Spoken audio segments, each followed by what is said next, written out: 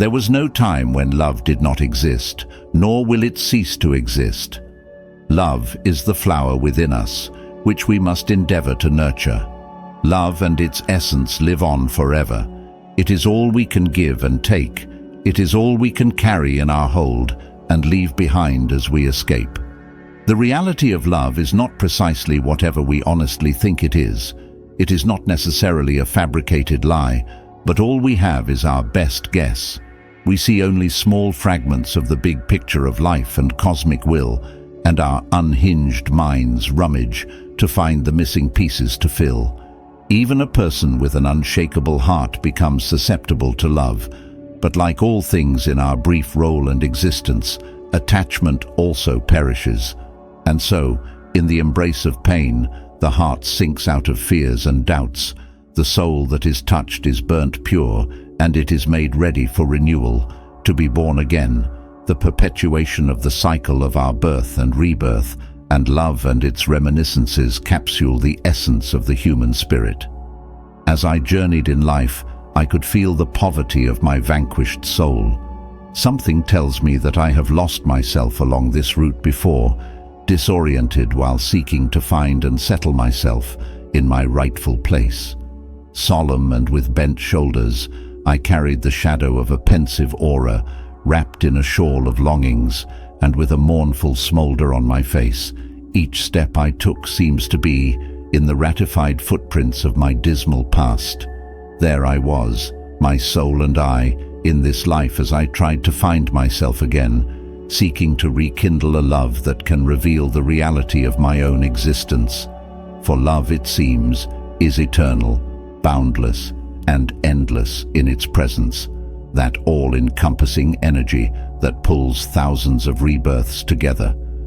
I looked in all directions as I strived to understand what this life was about. What if we had the power within to make our own dreams come true, to override and change the cosmic plan and be with the one we love? What if there were no broken relationships, no heart of pain or suffering? What if there was a place and time where there was never a tearful flow? How wonderful it would be if we were free from hurt, pride, fear, and ego. But the reality of life is not precisely what we naively make it out to be. In our role as the actors, in the drama of life from eternity to eternity, like all things in our brief play and existence, attachment also perishes. And so, in the embrace of pain, the heart sinks out of fears and doubts. The soul that is touched is burnt pure, and it is made ready for renewal, to be born again, the perpetuation of the cycle of birth and rebirth. In reality, there was no time when love did not exist or cease to persist.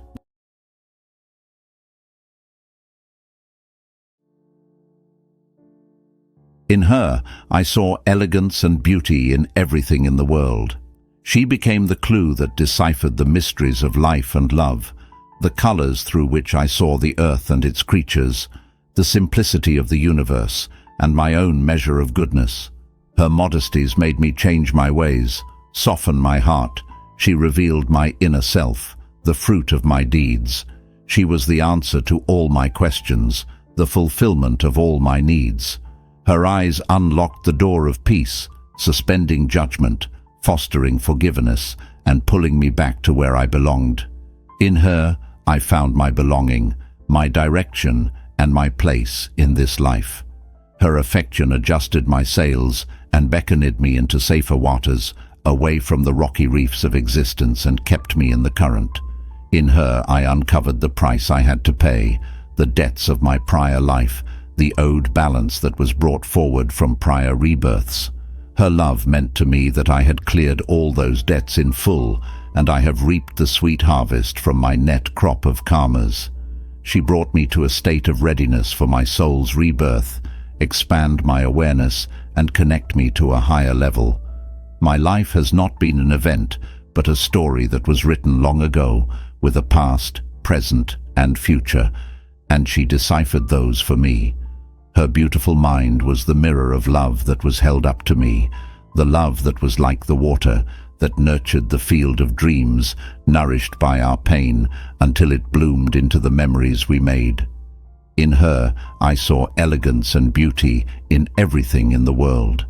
She became the clue that deciphered the mysteries of life and love, the colors through which I saw the earth and its creatures, the simplicity of the universe, and my own measure of goodness.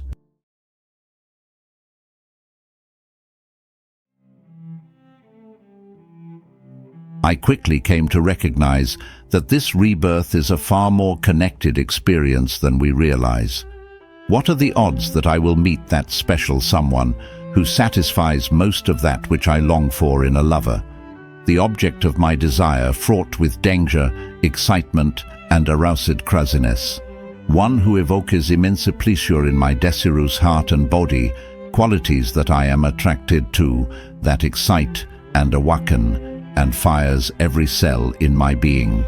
What is the likelihood that I will meet that particular person, while at the very same time that person finds me, to be the one who satisfies most of their needs, the one they crave, the object of their desire, fraught with danger, excitement, and craziness that evokes immense pleasure in her body and thoughts, qualities that are attracted to her, that provokes and stimulates her soul and fires every cell in her. That is the question I ponder. What are the chances of lovers finding their perfect match in each other?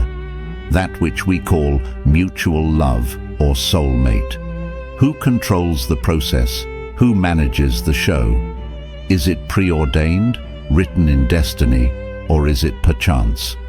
For I found myself journeying on this pilgrimage through my guided paths with cautious regret and restrained joy. Love took me aside and inspired me to recognize my worth.